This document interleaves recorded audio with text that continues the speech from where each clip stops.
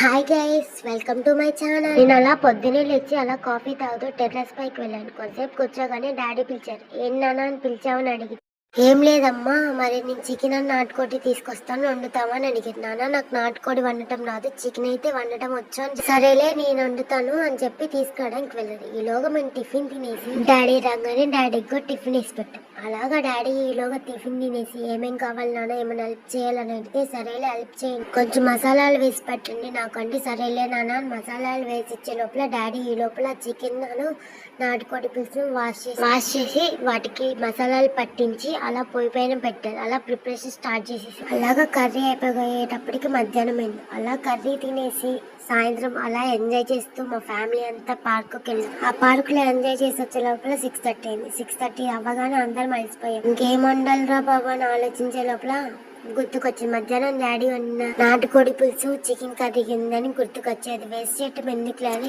తినేసి అలా రోజు అమ్మ చేతి వంట తిని బోర్ కొట్టేస్తుంది. ఇవాళ నాన్న చేతి వంట సూపర్ సూపర్.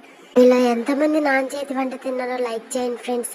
అలాగే ఫుల్ వీడియో కావాలంటే కామెంట్ చేయండి. Subscribe for more videos and support మీ my channel. And thank you for watching. Bye friends, మళ్ళీ రేపటి బ్లాగ్ లో కలుస్తాను.